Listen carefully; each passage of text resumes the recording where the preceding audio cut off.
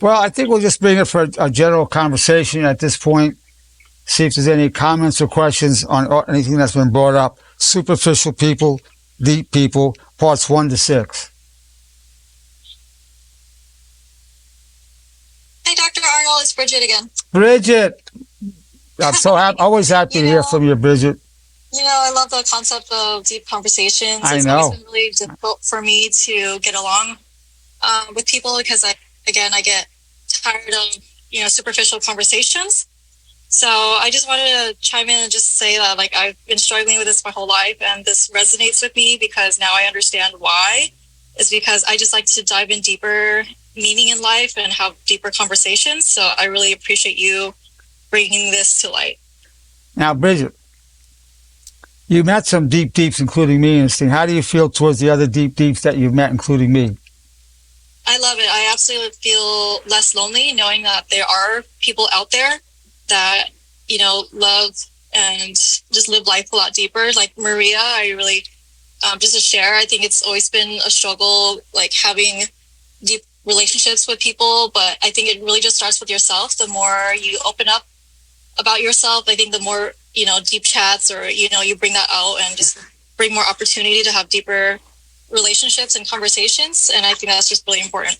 Now, I really was very interested in a statement you said. You've struggled with this all your life. I have too, by the way. I have too. But I want to hear about your struggle. Well, I just have a lot of different friendships, and it's really easy for me to make friendships, but it's just hard, I guess, keeping it on a deeper level.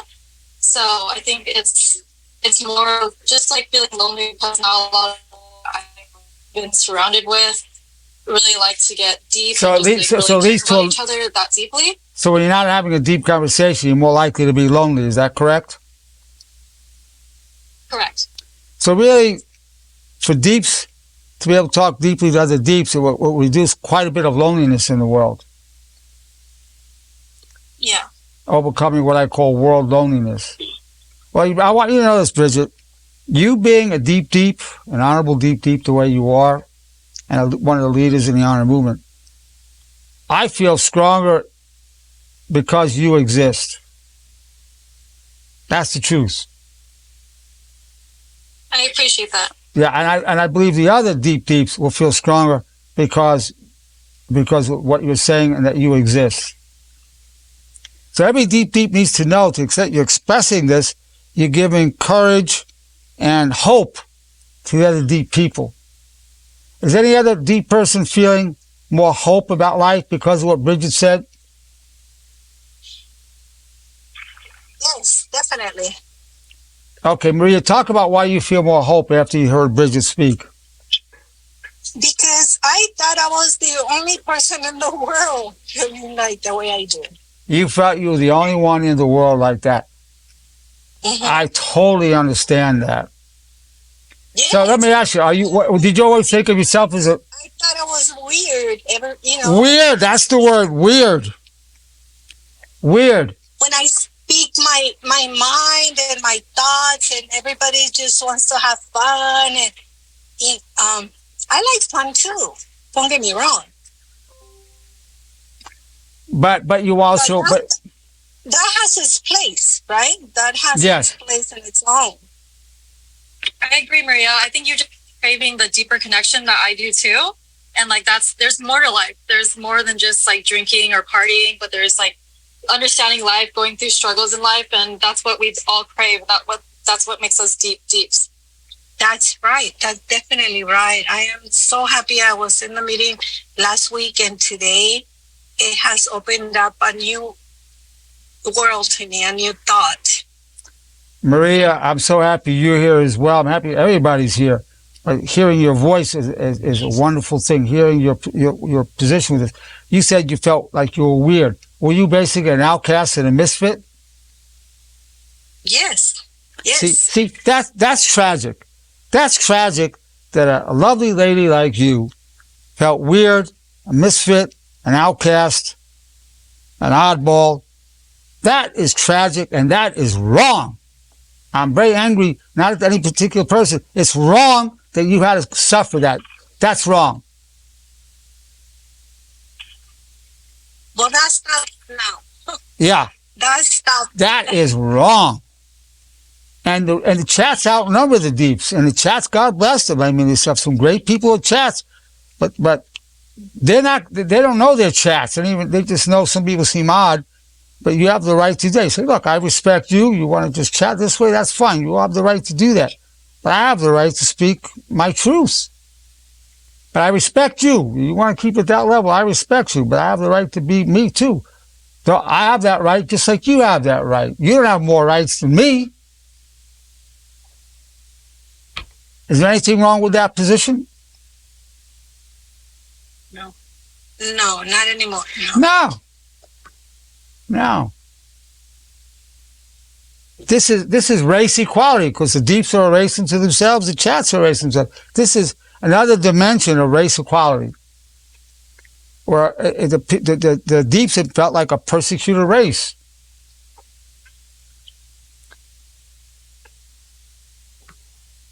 Can I chime into this, Dr. Yeah, Edward? Tracy, This is please do. Hi. Okay.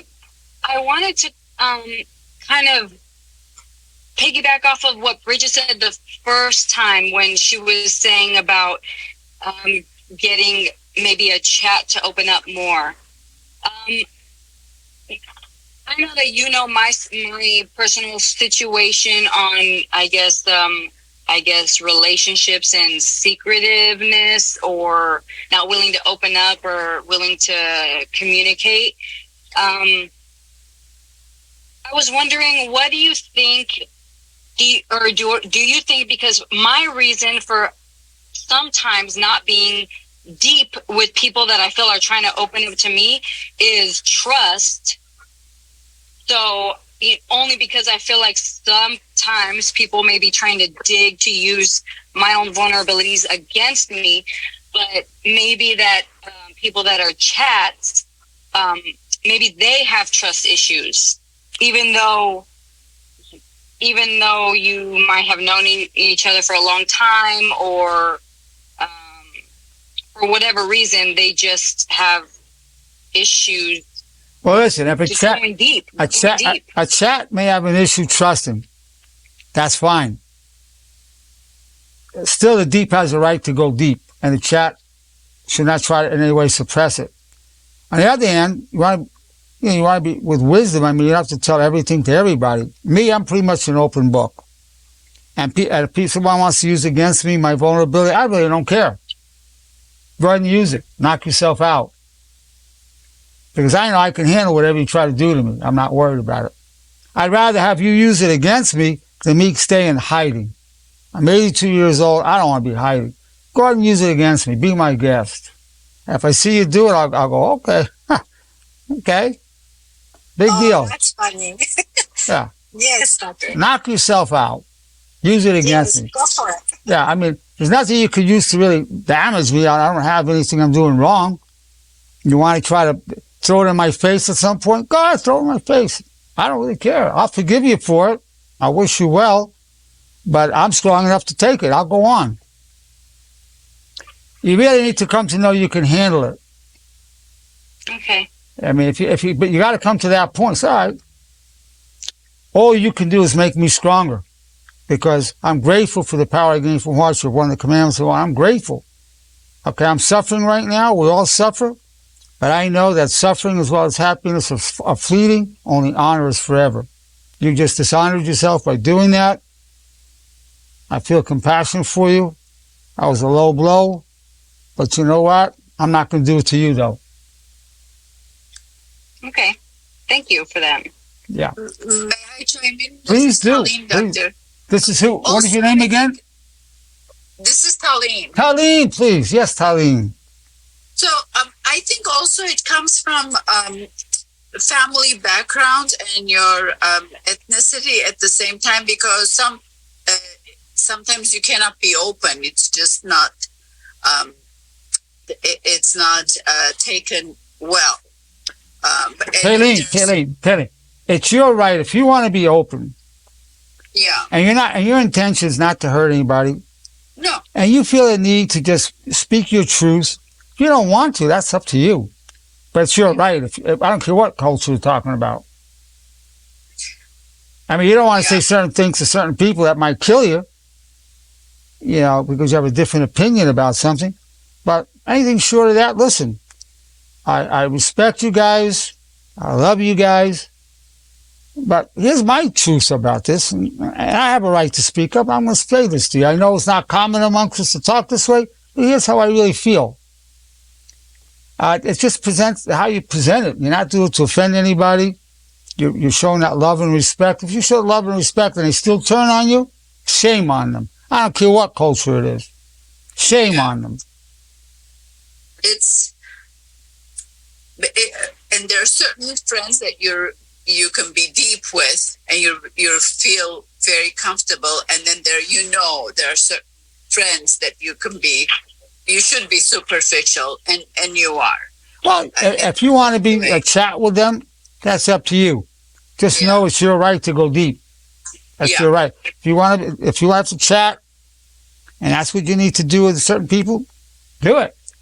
But you have that right. And right now, I don't think people feel they have the right. And you do. Okay. Does that make sense? Yes, that's perfectly. Right now, I don't think people feel they have the right to go deep.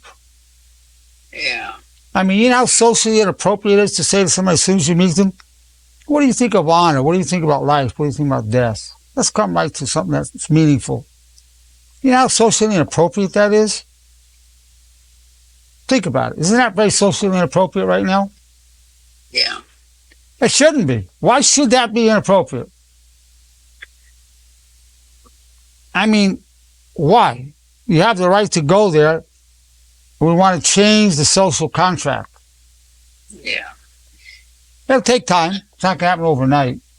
Yeah, no. It starts with us. Yeah. Again, we're doing it respectfully and kindly. We're not being obnoxious about it. Okay. Very good, Taylene. I'm glad you said that. I'm very glad. Anybody else have anything you want to ask or say before we end our meeting? Hey, doctor, it's Stacy. Oh, Stacy. Hi. I got in a little bit late, so I missed the first few segments. But, Yeah. This feedback's been wonderful, and I want to also say I love the whole concept of chats and beeps. I just want to reiterate the love. And I had a couple thoughts and questions, and I know we talked numbers about how us deeps feel around chats within the first few minutes that loneliness can take over. But I wonder, and only from my experience, like feeling rejected by so many chats in this world, I wonder if the chats also feel something in the first few minutes, because it just seems like if I am around a chat, which I feel like a lot of people are chats, that I don't know, there's just an immediate wall or guard or like rejection or fear. I don't know what it's triggering, but I wonder, is that the case for the chats, that they too are feeling some type of way? Well, they might be afraid of their own vulnerability. Most likely fear of their own vulnerability. And it's so ingrained in them socially that that's what you do. Now, you use the word rejected. Deeps feel very rejected by the chats. Very rejected. Talk about that feeling of rejection. Oh my gosh. I mean, period is life, so it's still ongoing, but the amount of rejection, and I am kind of in the first 5 minutes, let's talk about honor in life and this, because that's just who I am. And I do kind of suffocate if I have to chat. It's tough for me. So now, that's what you said. You suffocate if you have to chat too long. That's society's doing that to you, a lovely, beautiful human being like you. That's wrong. Wrong. It's time to change what's going on. I mean, hearing you say this and hearing other people speak, it really is like, I really feel so grateful for this call. And even last week too, just having this way to identify, because we do. I mean, I hold back probably 95% of who I am all the time. And as a result, I am a loner. Okay. I'm a nice, great person and I can chat, and I have a lot to say, but the amount of reject, the period of reject, which is life from family to friends to all of it. I don't know. I really resonate with this. Well, a lot. I think you're such a lovely, beautiful human being. Lovely. Thank you. Totally genuine. And for somebody like you to go through the rejection that you've gone through, the people missing on the wisdom that they can gain from you, from the love that you have to give them, it's their loss. They don't even know. And you have to hold it all in. All that love, all that depth, all that wisdom. You're suppressing yourself. That's wrong. That's what we're looking to change that. So I'm calling for a gathering of the deeps in the honor movement. And you're one of the leaders in the honor movement. Thank you, Doctor. Yeah, I don't want to see my deeps suppressed, oppressed. I don't want to see that oppression, that discrimination against you. I don't want it to continue. But we're circling the wagon. We have a gathering of the deeps. Gathering of the deeps. I love that, and I love that you've cultivated this space for us, and to be able to speak freely about it. And I would love to even have more meetings, with more people that wanna just get deep or not, and just sit there and feel deep. I don't know, but I think it's wonderful. And a deep, you can have a deep conversation about sports. It could be a metaphor for life. The subject matter could be wide ranging, but there's a depth, and also a deep can also talk about their feelings and their vulnerabilities. That creates a connection of the heart. I'm so happy you've shared this, Stacy. Thank you, Doctor. Thank you so much. You're most welcome, and thank you, truly. You're welcome.